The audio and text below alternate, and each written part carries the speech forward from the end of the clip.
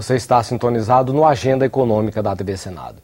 O mundo vive hoje um período de grande incerteza. A crise de setembro de 2008 deixou muitos países fragilizados e a retomada da economia dos Estados Unidos é feita muito vagarosamente. Na Europa, vários países tratam de ajustar, em primeiro lugar, os gastos públicos para em seguida dar impulso a um processo de retomada do crescimento. O Brasil conseguiu sair bem da crise, é verdade, mas também compartilha do período de incerteza da Europa e dos Estados Unidos, na medida em que começa a perder o controle das suas contas externas. O Brasil precisa também dar respostas para questões em torno de pontos cruciais, como investimentos em infraestrutura, desoneração das exportações, reforma tributária e previdenciária, continuidade do processo de redistribuição de renda, tudo isso no ano eleitoral. Um ano no qual ficam mais evidentes os vasos comunicantes entre a política e a economia e de como um interfere drasticamente sobre o outro.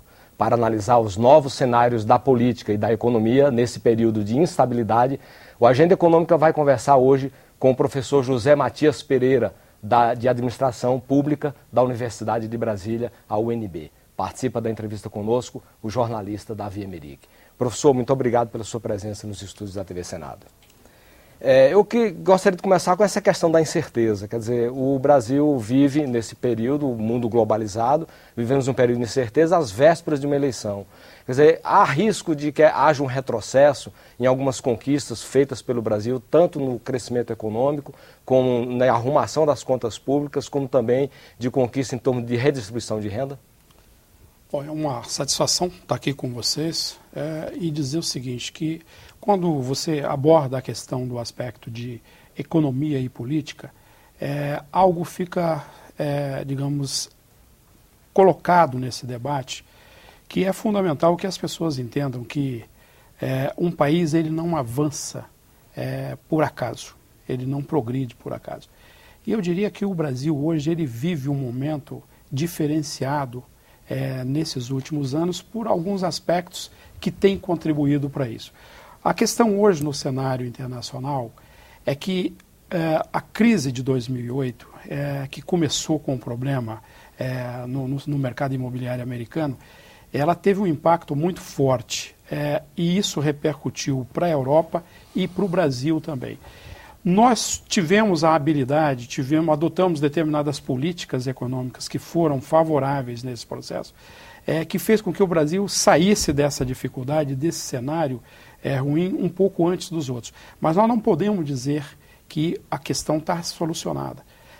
As crises econômicas e todas as que nós vivemos, pegando a de maior intensidade, que foi a do século passado, de 1929, elas mostram que há sempre um risco de refluxo nesse processo.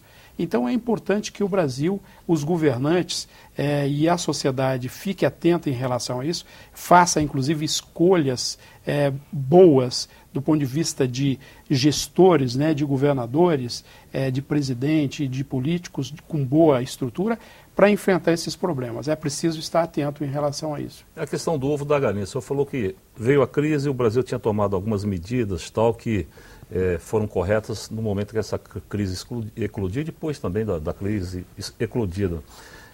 Onde é que o senhor define que essas medidas começaram a ser tomadas? É num governo, em 2 governos, em 3 governos? Em qual período? Na verdade, às vezes tem sido uma posturazinha, às vezes um pouco míope, quando as pessoas entendem que um governo resolve o problema de um país. Isso não é verdade. Nós temos que remontar à década de 90 e ter um débito enorme. Eu entendo que o Brasil tem um débito enorme com um político, um presidente que foi o presidente Itamar Franco, quando ele deflagrou o plano real. Esse ponto de partida, sem desconsiderar os governos anteriores, esse ponto de partida foi fundamental.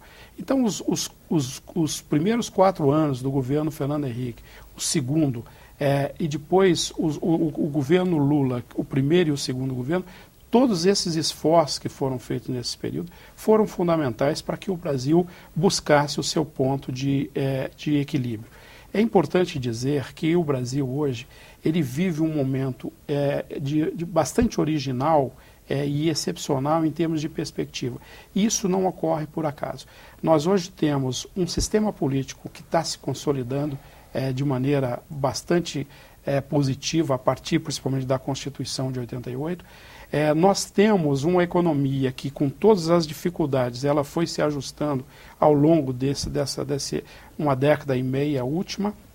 E nós estamos vivendo um momento, Emeric, muito interessante, que é o que nós chamamos de janela de oportunidade demográfica, que é aquilo que outros economistas também chamam, e demógrafos chamam de bônus demográfico, que é o momento em que a população, você tem um nível de população, uma parte dessa população que está pronta para ingressar no mercado de trabalho ou já está ingressando nela. Ou seja, nós temos menos pessoas dependentes e faz com que isso seja extremamente favorável. É importante lembrar que muitos países no mundo, olhando a administração pública comparada, muitos países no mundo, eles tiveram um grande salto exatamente nesse momento. Então o Brasil está vivendo esse momento favorável. Ou seja, um contexto que, apesar das dificuldades, coloca o Brasil pronto para avançar de uma maneira consistente, sustentável e buscando ocupar um lugar de desenvolvimento no contexto mundial. Professor, o senhor falou aí nessa coincidência feliz que foi nós termos 3 governos que deram continuidade a uma série de medidas de ajuste fiscal, ajuste monetário. Foi o governo Itamar, seguiu o Fernando Henrique Cardoso e o presidente Lula, também o Fernando Henrique por 2 vezes e o Lula por 2 vezes. Quer dizer, praticamente deram uma continuidade. Agora, o senhor acha que existe uma estratégia, existe concebida no atual governo, uma estratégia para o Brasil se mover dentro de um quadro de crise? Eu diria que nós ainda temos diversas fragilidades, porque do ponto de vista, inclusive, das instituições e o nosso sistema, como ele funciona, ele está sendo construído. Mas eu diria que as estratégias, elas vêm sendo feitas já nesses últimos tempos, e quanto mais você consolida as instituições, mais você cria condições para que esse país avance. Nós temos, não se pode dizer que nós vivemos num paraíso, porque nós temos problemas ainda, gargantas, né, gargalos que precisam ser resolvidos do ponto de vista de infraestrutura, do ponto de vista de saúde, educação, segurança, mas esses problemas, e principalmente a partir da chegada do novo governante, a partir de janeiro de 2011, eu acredito que eles vão ter que ganhar cada vez mais prioridade para que a gente possa efetivamente sair e entrar numa rota que permita as coisas acontecerem sem sobressalto. O senhor falou do governo Itamar Franco. Eu acho que esse debate é interessante porque nós vamos ter aí, numa discussão mais de fundo, a questão do regime autoritário e do regime democrático, da aventura democrática e tal. A gente poderia dizer o seguinte, que o nascimento da democracia no Brasil, claro que passa pela eleição Tancredo, a posse do presidente Sarney, e principalmente a Constituição de 1988, foi uma experiência positiva para o Brasil do ponto de vista do desenvolvimento, ou seja, a democracia não trouxe obstáculo ao desenvolvimento, a gente poderia dizer isso?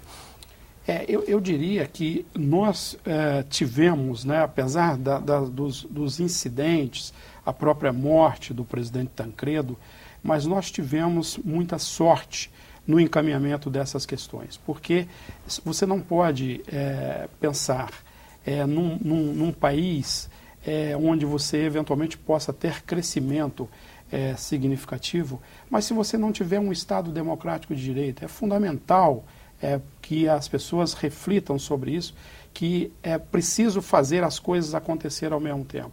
Então o sistema político e o desenvolvimento econômico, ele tem que caminhar junto. E quando isso caminha junto, toda a sociedade ganha. Professor, nós estamos vivendo um período eleitoral de grande efervescência. Quer dizer, o senhor como professor da área de administração pública, quer dizer, como é que o senhor vê a interferência desse período eleitoral na questão da máquina administrativa do setor público? Bom, eu, na verdade, tenho muitas restrições, inclusive não só em relação a esse governo, mas de outros governos, com a questão do descaso que se faz e sobre a importância que se deve dar para a questão da reforma da administração pública. A administração pública, ela tem que ser vista pela sociedade como aquele segmento, aquela área que está ali para responder às demandas da sociedade. Não existe nenhum país no mundo que se desenvolveu, que não se desenvolveu apoiado numa administração pública bem estruturada. Bem estruturada do ponto de vista de recursos humanos, de formação continuada, de tecnologia e, fundamentalmente, sendo cobrado pela sociedade em termos de capacidade de resposta. Então, a soma desse processo mostra que a reforma da administração pública seria, em tese, a reforma mãe. A partir dela se criaria as condições para se fazer as outras reformas. Previdência, tributária, reforma política e assim por diante. Esse contexto, como ele é colocado hoje no Brasil, nós observamos muito ajuste, remendos, que muitas vezes dificultam o processo. Em relação ao governo que está terminando, o governo Lula, eu tenho basicamente duas restrições. Uma delas foi a enorme quantidade de ministério, de secretaria que se criou, que fez com que o governo, de repente, tivesse ministros de primeira classe, de segunda classe, de terceira classe, de quarta classe e até uma quinta classe, que muitas vezes tinham dificuldade de ser recebido pelo próprio presidente da República. Esse é um dado. O outro dado é a questão, na administração pública, do excessivo cargo, dos cargos de confiança que existe, principalmente a nível dos DAS maiores, que faz com que essas pessoas que chegam na administração pública não tenham formação nem compromisso com essa administração. E isso gera um enorme problema. Eu sou defendendo mais ou menos aquele modelo francês, de que vem, forma os quadros e pode mudar o governo que for, que a máquina é a mesma, né? Seria o sonho, né? Quase uma utopia, mas a gente não pode abrir mão das utopias, de que seria o ideal meu é o modelo inglês, onde você tem um primeiro... O francês é bom também, né? Também. Mas o modelo inglês, o ministro chega na pasta acompanhado apenas do secretário particular. A partir do secretário executivo para baixo, todos são de carreiras. Não se pode conceber que um ministério tenha os diversos secretários vindo de fora. Essas pessoas têm compromisso com as pessoas que os indicaram e com os grupos de interesse aos quais estão vinculados. Terminado o poder desses indivíduos de sustentá-los no cargo, essas pessoas somem. Isso não é bom para a administração pública. A administração pública sofre problema de paralisia e quem digamos, entra num processo de descrédito junto à sociedade e a sociedade perde por isso. Quer dizer, aqui é muito pior ainda porque os políticos indicam quem vai ser o diretor da estatal, quem vai ser... Quer dizer, aí é o pior dos mundos, não é isso? Esse que é uma questão que aparece no Brasil, que não se questiona muito, inclusive é estranhíssimo isso, que é a questão de que você praticamente loteia o governo e divide isso entre os partidos políticos. Isso não pode ser feito dessa forma. O que é mais grave? Essa pessoa que chega novo, que não entende muito aquela máquina administrativa, tal, ou os lobbies que essas pessoas trazem, lobbies cinzentos e escuros? O que é mais grave num modelo como esse? Na verdade, quando você tem uma situação como essa, você gera um problema muito grave que leva a uma coisa que nós chamamos de corrupção. Porque essas pessoas, quando chegam ao poder, elas estão efetivamente comprometidas com os grupos que o indicaram. Nós hoje temos no Brasil, ainda estamos num processo de amadurecimento disso, mas não se pode conceber, por exemplo, que um dirigente de um banco privado chegue no governo para dirigir uma estação, um banco estatal, ou vice-versa. As agências reguladoras, por exemplo, são exemplos típicos disso. E a gente tem visto isso no Banco do Brasil, na Caixa Econômica, no próprio Banco Central, e isso é preocupante. Nós estamos olhando, não estamos fazendo nenhuma acusação direta, a gente está fazendo uma reflexão, porque desmontar essa cultura, como ela se encontra hoje, é fundamental para o próprio processo de desenvolvimento do país e a consolidação da democracia. Sim, e como desmontar isso? Através da legislação, muda a legislação, porque são os políticos, vamos dizer assim, tem que ter interesse politicamente para mudar essa coisa. Vai haver esse interesse? O senhor é otimista daqui para frente, no próximo governo? Como é que o senhor se situa? Eu entendo que o Brasil, na medida que ele avança, é preciso que a sociedade assuma uma postura cada vez mais agressiva, agressiva no bom sentido. Se nós olharmos hoje, porque nós estamos assistindo hoje a nível dos julgamentos nos tribunais eleitorais, nós vamos verificar que a lei da ficha limpa ou suja, ela nasce de uma iniciativa popular. Essas medidas, essas ações, o envolvimento da sociedade, o nível de conscientização que está profundamente ligado com a educação da população, isso é fundamental para mudar esse contexto. Se nós esperarmos apenas que os interessados que estão por trás disso se movam, isso não vai acontecer. A sociedade tem que se mover. Corrupção e desenvolvimento econômico. O professor Fernando Jorge Cardoso, da Universidade Fernando Pessoa, da cidade do Porto, disse aqui numa entrevista para a gente que a corrupção no Brasil é pior que na África hoje, o que assusta todos nós. Do ponto de vista econômico, não do ponto de vista político, é possível medir quantitativamente, em números, como o processo de corrupção faz mal à economia? Tem levantamento sobre isso? Essa, inclusive, é uma das nossas áreas, nosso foco de pesquisa na universidade, né, que é a questão do impacto da corrupção na economia. Não existe nada mais prejudicial a qualquer país do que os efeitos da corrupção.